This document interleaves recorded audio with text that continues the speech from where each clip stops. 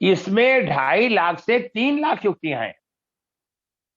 जैसे जैसे हम प्रैक्टिस करते हैं वो युक्ति हमारे दिमाग में बैठ जाती है, हमारे खून में रम जाती है। अगर हम उसकी प्रैक्टिस छोड़ देते हैं तो हम वहीं के वहीं। हमें लोशो से एक मिनट में अंक ज्योतिष में 1 से 9 ग्रह के बारे में 1 सेकंड में प्राप्त ज्ञान की प्राप्ति। वही 9 ग्रह वहां है, 9 ग्रह यहाँ पे। लेकिन अब मैं आपको ज्योतिष के हिसाब से ज्योतिष पढ़ाने शुरू करता हूं। ज्योतिष क्या है दोस्तों? इस ज्योतिष में मैं एक बात और आपको थोड़ी सी बताना चाहता हूं।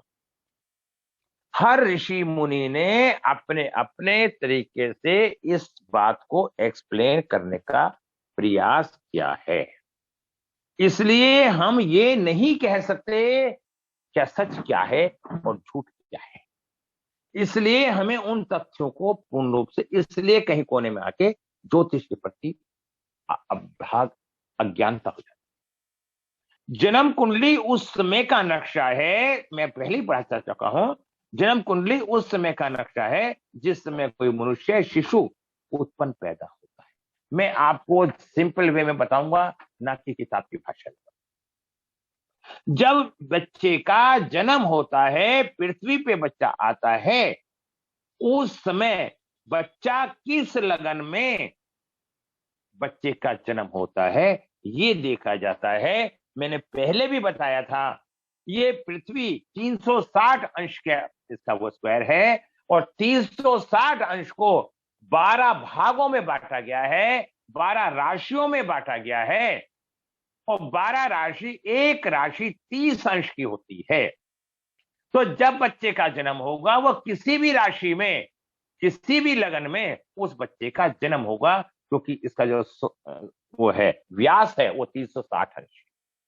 अब बात एक आती है थोड़ी सी, व्यक्ति ही समझ पाते हैं। ग्रह मैं थोड़ा सा समझाना चाहता हूं, कम से कम आप लोग इस बात को जानते हैं। सूर्य उदय के समय का समय एक समान नहीं होता, यह ध्यान देने वाली बात है। किसी भी जन्म कुंडली का संपूर्ण फल उसके शुद्ध लगन के ऊपर आश्रित रहता है। यदि लगन ठीक ना हो तो जन्म कुंडली का फल भी ठीक नहीं बैठ सकता।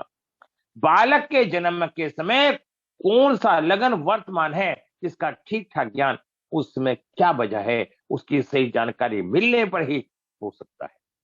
किसी भी जन्म कुंडली का निर्माण करने के लिए जिस स्थान पर बालक उत्पन्न हुआ है वहां की घड़ी का स्टैंडर्ड टाइम पर विचार ना करके उस स्थान पर होने वाले सूर्य उदय के अनुसार देखे जाए।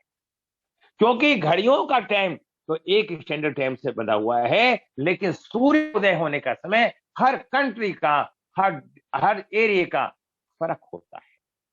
इसलिए हम टाइम पे गौर करते हैं। एक बात और बता देता हूं अभी साथ के साथ, जैसे 24 घंटे होते हैं, 24 घंटे में 12 लगन होते हैं। 12 लगन को एक एवरेजन 2-2 घंटे में डिवाइड कर रखा है। कोई एक 45 का भी है, कोई 2.25 का भी है। ये पत्रे की थ्योरी है, क्योंकि अब हम लोग कंप्यूटराइज जमाना आ चुका, हम लोग वहां नहीं जाते। आज हम कंप्यूटर पे कुंडली की डेट ऑफ बर्थ डालते हैं और उसमें हमारा लगन और वो सब कुछ लेटीट्यूड वगैरह सब कुछ निकल के आ जाता है। अगर हम इसे लगन को निकालना सीखेंगे, जैसे जैसे अब समय डेवलप होता जा रहा है, हमें उसे कंप्यूटर में डालना है, लगन निकल। लगन आपको पता ही है, जिस समय बच्चे का जन्म हुआ, लगन 1 नंबर से 12 नंबर तक कोई सा भी हो सकता है, उसे लगन बोलते हैं। उसे उस लगन बोलते हैं, उस लगन की एक राशि होती है। उसका लगन का मतलब है उस स्थान का एक नाम होता है। देसी भाषा में और समझाता हूं, उस स्थान का एक नाम होता है। जब हम उस स्थान पर उस नाम के आधार पे, जैसे मैंने बताया था कि एक ट्रेन चलती है और वो ट्रेन 12 शहरों में जाती है या 12 स्टेशन पर रुकती है, हर स्टेशन का एक नाम होता है।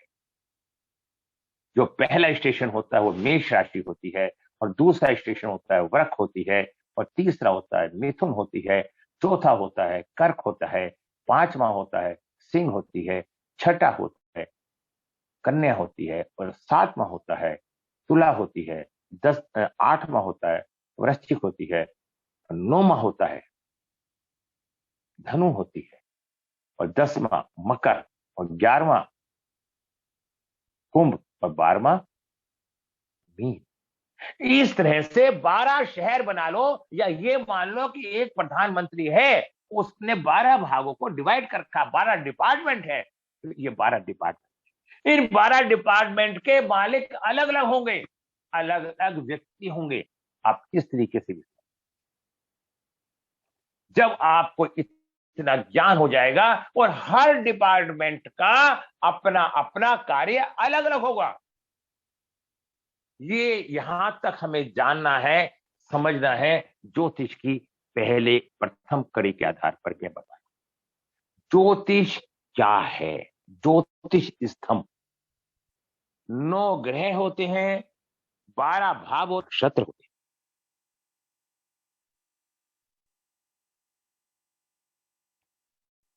27 नक्षत्र होते हैं। ज्योतिष वेदों का सार है।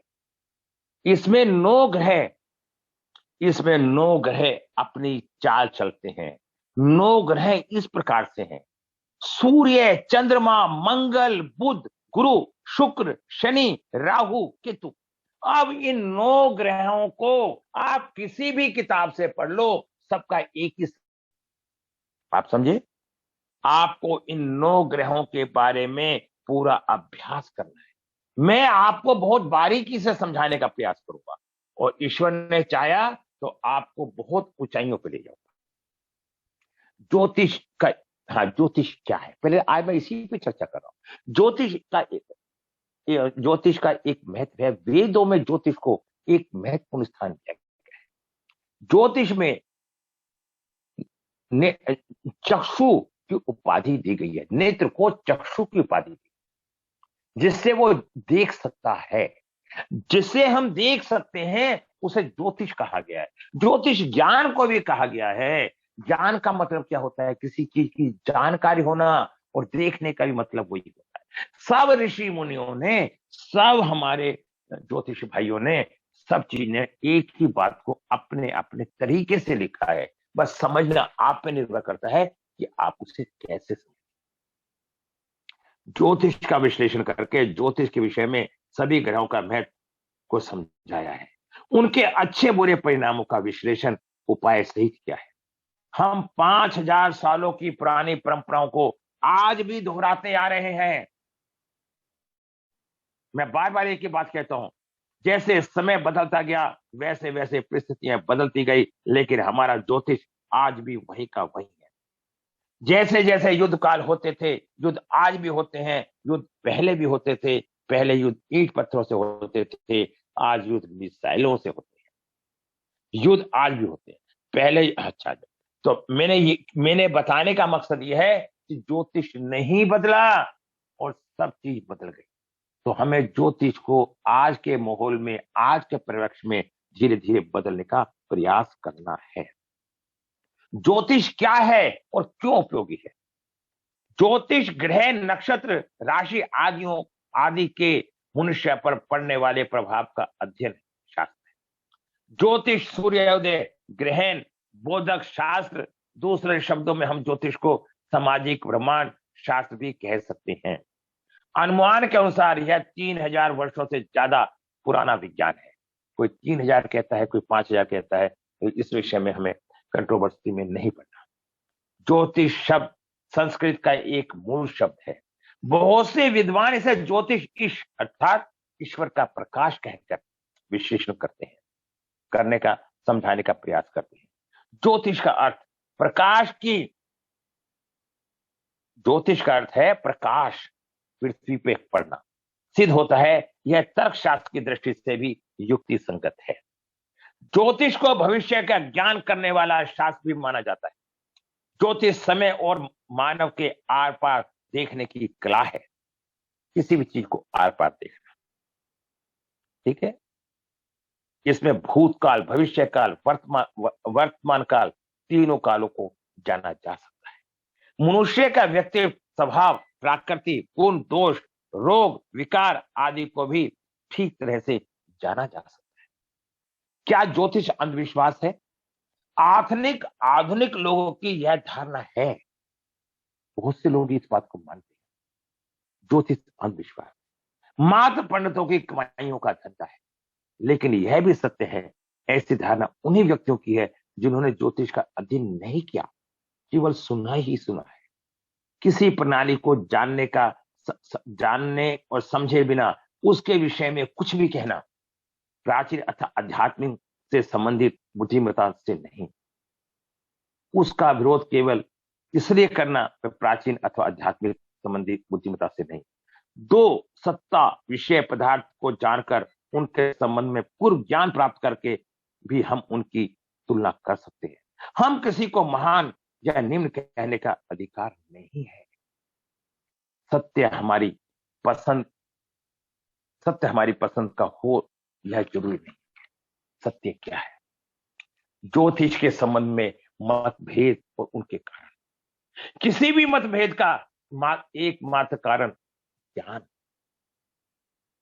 समस्त दृष्टि का अभाव है। केवल ज्योतिष के विरोधी ही मतभेदों के शिकार नहीं होते, बल्कि ज्योतिष के पक्षधर और समर्थक या इसे प्रयोग करने वाले बहुत से ज्योतिष भी मतभेदों के शिकार हैं।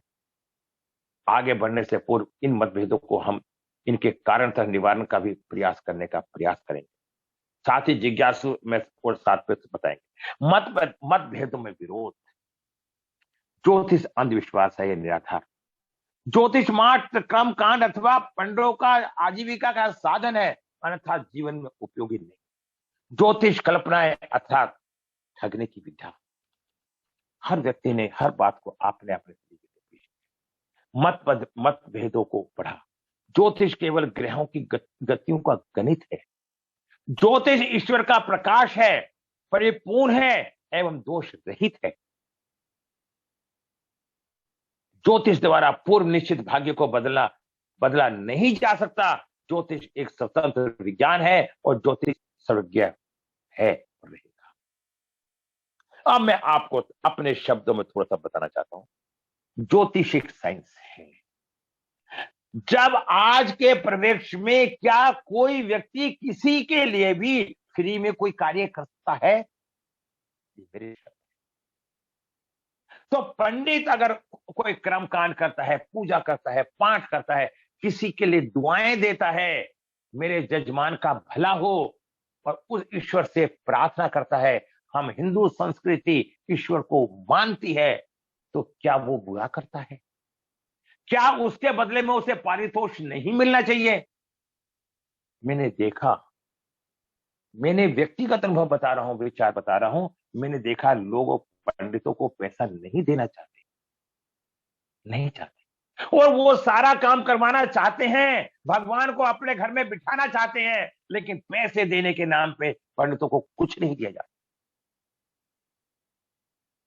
जब नहीं दिया जाता तो आप लोग सब जानते हैं, जब किसी के साथ अत्याचार होता है तो ऐसे में कुछ लोगों ने इसे ठगी का धंधा भी बनाया। जब उनके साथ होगा, ये तो संसार की परंपरा है। आज ठगी किस काम में नहीं है, चोरी किस काम में नहीं है? आज दूध में भी मिलावट है, हर चीज में चोरी है। तो फिर ज्योतिष में ही इतनी चर्चा क्यों? कम से कम वो ब्राह्मण, वो पंडित आपके लिए दुआएं देता है, और जो आपके लिए आपका सेवा का काम कर रहा है, तो क्या आप उसे पाखंडी कहेंगे, ठग कहेंगे? अगर आप उसे पाखंडी और ठग कह रहे हैं, उसके अंदर भी एक ईश्वर विद्यमान है, तो आप उस व्यक्ति को पाखंडी नहीं कह रहे, ईश्वर को पाखंडी कहने का प्रयास कर रहे हैं। दोस्तों, जब हम पत्थर में भगवान मान सकते हैं, जब हम पत्थर में भगवान मान सकते हैं हिंदू संस्कृति के मुताबिक, तो क्या इंसान में इंसानियत नहीं होनी चाहिए? क्या एक इंसान ने मेहनत करी तो उसका फल उसे नहीं मिलना चाहिए? ये मेरी थोड़ी सी व्यक्तिगत सोच और राय है। तो इस अच्छा बुरा कार्य हर क्षेत्र में, हर चीज में होता आया है, होता रहेगा। ये सृष्टि, जब से सृष्टि की उत्पत्ति हुई है, अच्छा और बुरा जब से है।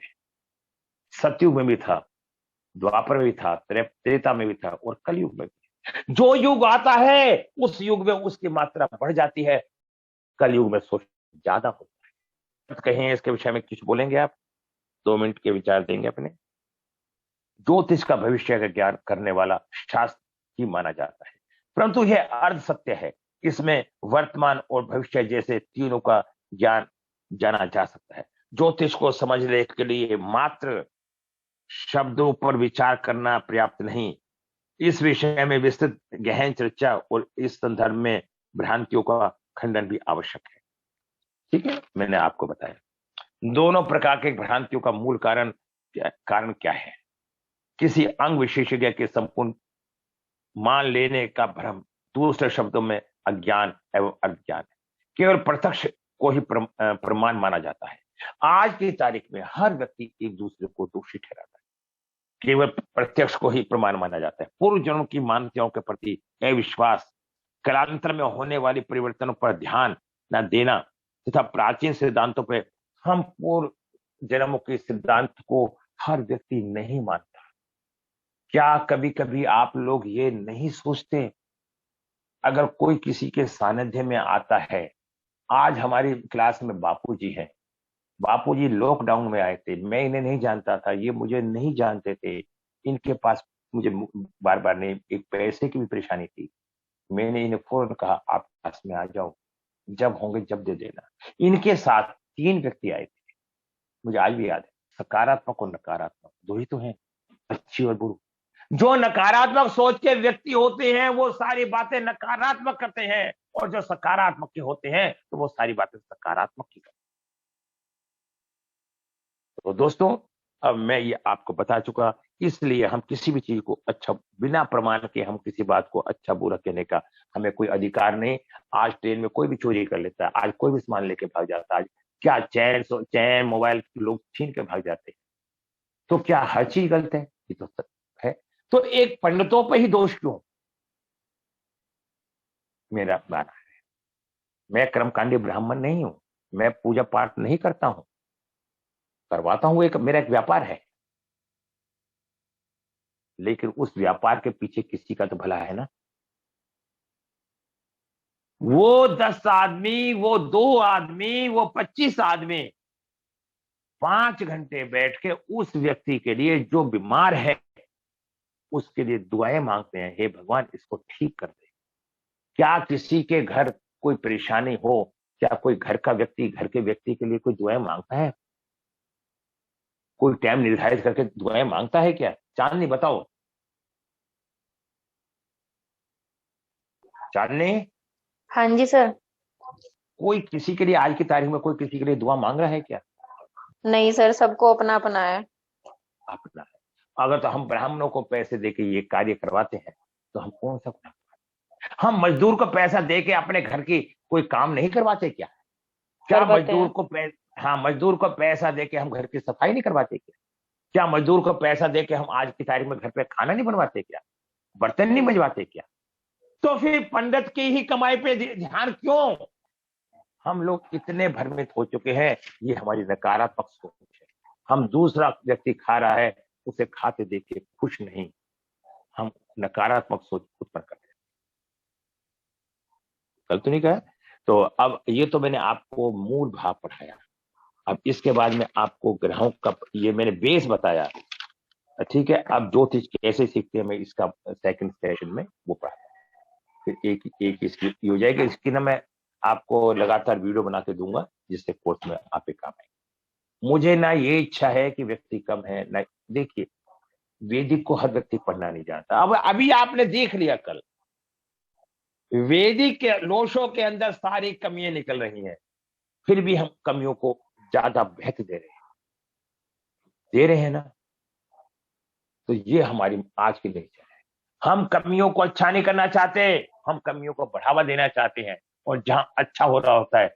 देखिए ज्योतिष कैसे सीखें, ज्योतिष शास्त्र क्या है? पहले बस इसी चैप्टर को क्लियर कर लो तो आज आगे आपको सफलता मिलती चली जाएगी। ज्योति, आकाश में चमकने वाले ग्रह तारे को ही ज्योति कहा जाता है। इस शास्त्र में हम इन्हीं ग्रह तारों का अध्ययन करते हैं, इसलिए इसे ज्योतिष शास्त्र कहा जाता है। आप समझ गए छोटे से शब्दों में? जो आकाश में सौर मंडल में तारे दिखाई देते हैं, वेदों में ज्योतिष को शास्त्र वेदांत में वेदांत स्थान दिया है। वेदों को शरीर माने तो वेदों की आंख कहा गया है। वेदों को अगर हम शरीर की उपाधि देते हैं तो उसके अंदर आंख उसकी एक नेत्र है। वेदों में ज्योतिष शास्त्र को वेदांत में स्थान दिया गया है। वेदों को अगर शरीर मांगे तो वेदों की आंख कहा गया है। आंखों की कार्य की तरह ही ज्योतिष शास्त्र हमें समय अनुसार जीवन का दर्शन देता है।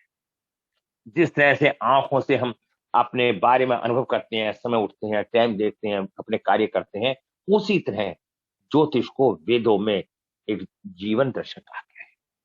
क्या इस बात को समझ गए सबके सब? नहीं पहले बताओ, चांदनी बताओ। हाँ जी सर। है नेत्र ज्योति है, इसलिए समय से संबंधित सभी विषय, आकाश में दिखने वाले ग्रह तारे और उनका मानवीय जीवन से संबंध, इनका ज्ञान हमें ज्योतिष शास्त्र से मिलता है। कुंडली में कुछ अंक होते हैं, जैसे हमारी न्यूमरोलॉजी के अंदर 9 अंक होते हैं, और उसी तरह से हमारी कुंडली में कुछ अंक होते हैं 12 अंक। आप इसे 12 अंकों के हिसाब से याद करो तो आपको आसानी होगी। जैसे नंबर 1 मेष, नंबर 2 वृष, नंबर 3 मिथुन, नंबर 4 कर्क, नंबर 5 सिंह, नंबर 6 कन्या, नंबर 7 तुला, नंबर 8 वृश्चिक, नंबर 9 धनु, नंबर 10 मकर, नंबर 11 कुंभ और नंबर 12 मीन। इस तरह से ये कुछ अंक होते हैं। अब मैं आपको बताता हूं, यहां से थोड़ा सा रोशो ग्रेड का ही बता देता हूं हाथों हाथ। जैसे मेष राशि मंगल की होती है और वृश्चिक राशि मंगल की, इसे अपने पास 9 नंबर लिख लो। 2 नंबर वृष और तुला, 2 और 7 नंबर, इसे 6 नंबर लिख लो। मिथुन और कन्या, इसे 5 नंबर लिख लो। कर्क और सिंह की अपनी एक एक राशि।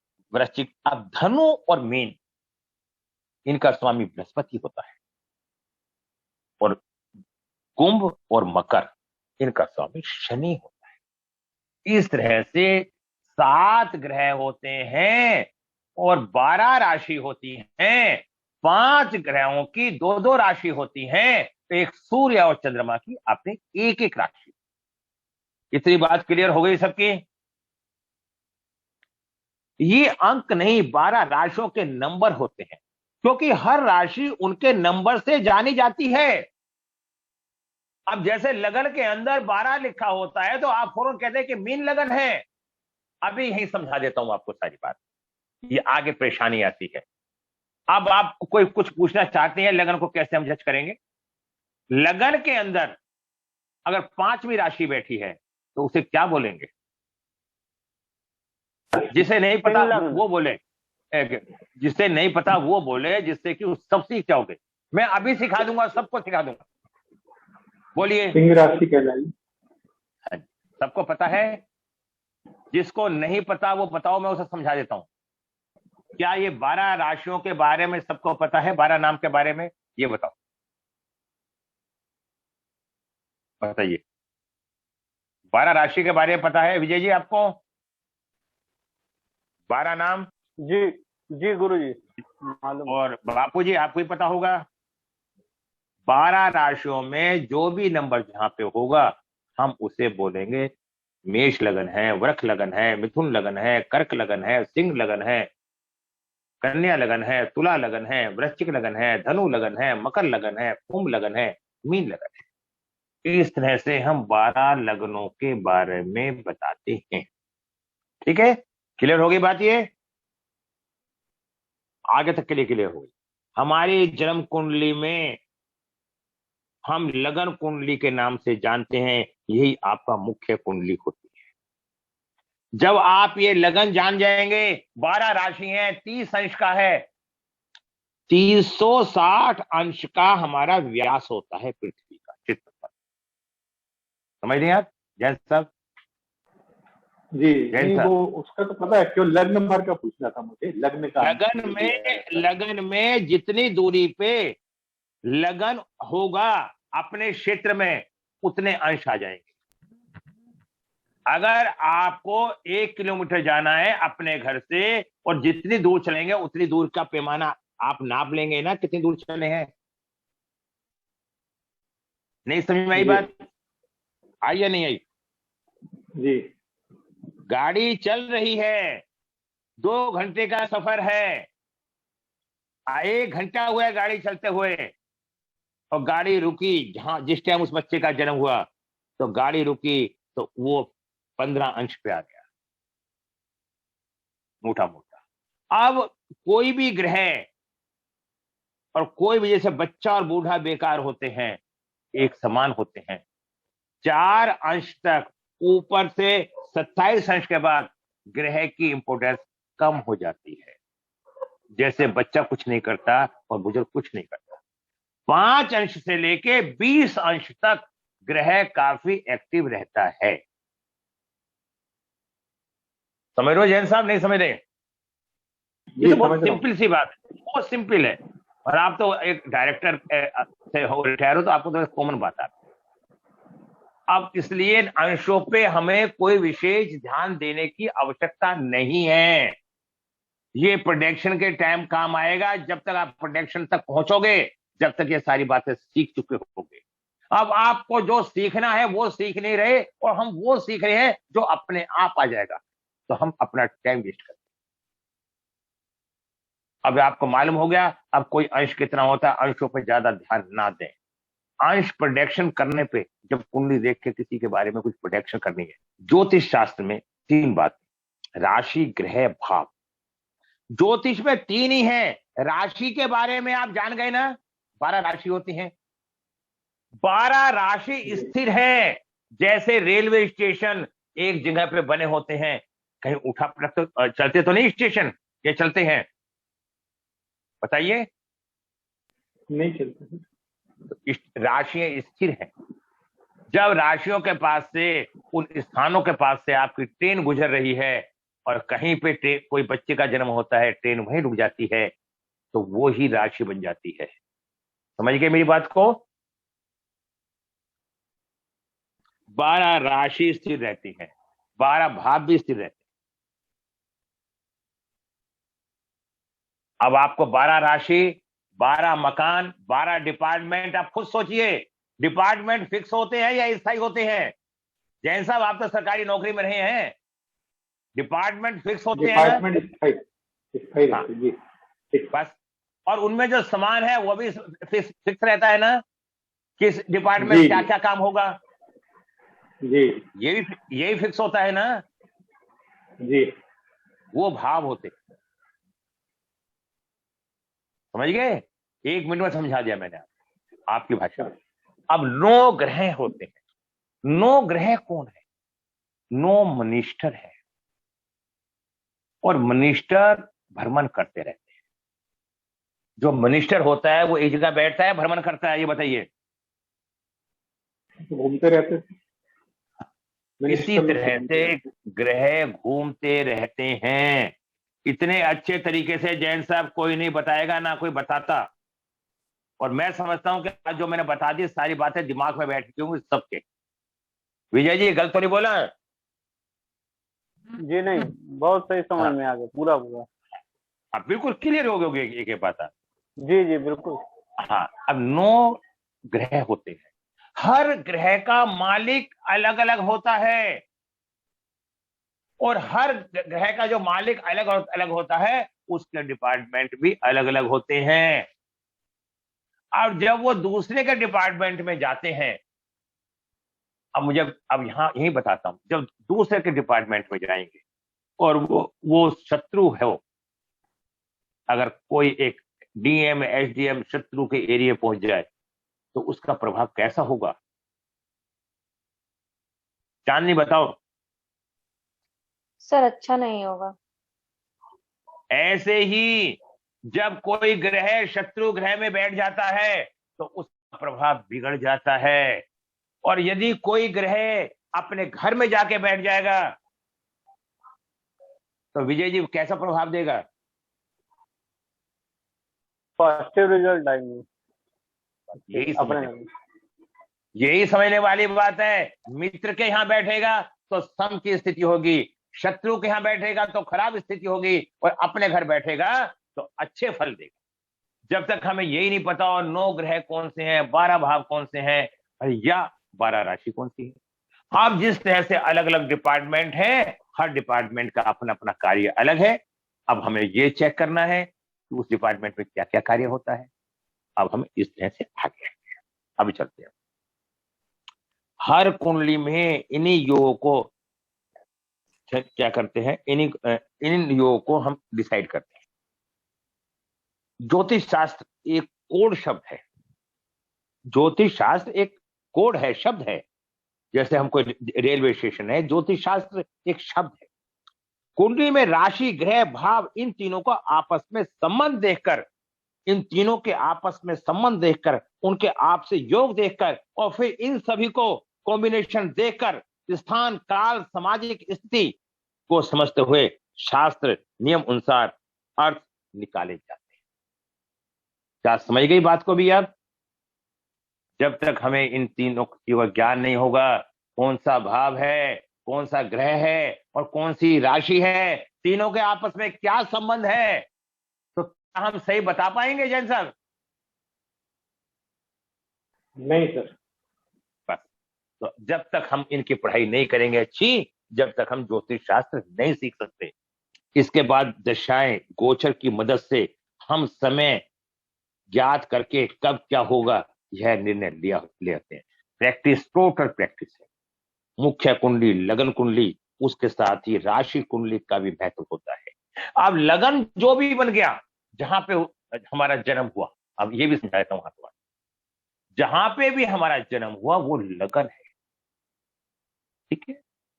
और जहां पे चंद्रमा बैठा है, 9 ग्रह हैं, और जहां पे चंद्रमा बैठा है वो हमारी राशि। ये बात समझ में आई या नहीं आई बताओ?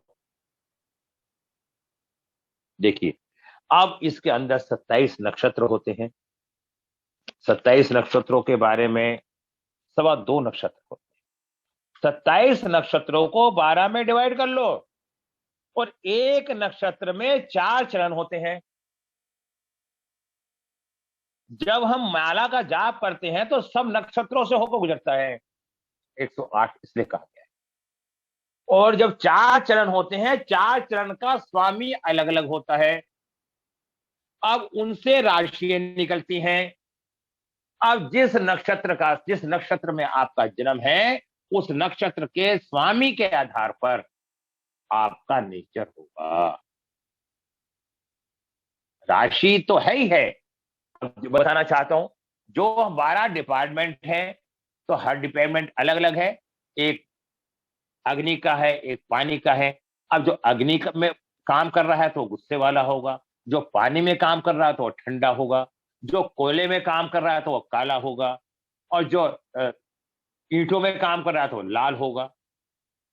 आप समझ रहे मेरी बात को?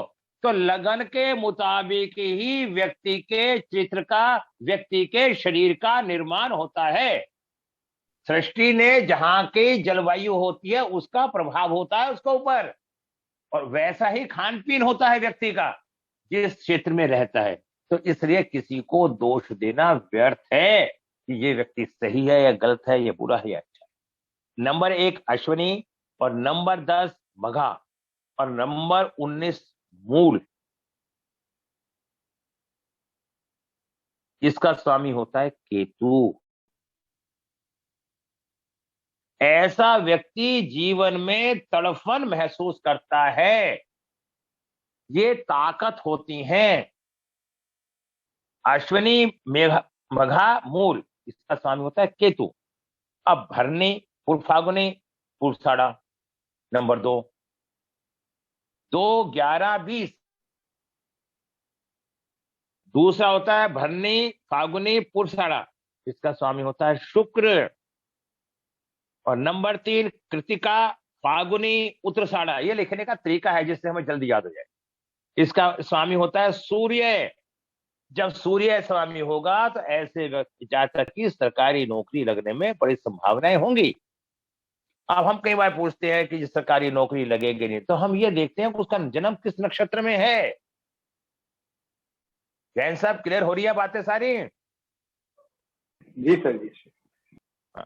अब आता है रोहिणी, हस्त, श्रवण, ये इसका स्वामी होता है चंद्र। रोहिणी, हस्त, श्रवण। नंबर 5 मृगशिरा, चित्रा, घनिष्ठा। देखिए 1 से 9 लिख लीजिए, फिर 10 से लेके 18 लिख लीजिए, फिर 19 से लेके 27 लिख लीजिए। मृगशिरा, चित्रा, घनिष्ठा, इसका स्वामी होता है मंगल।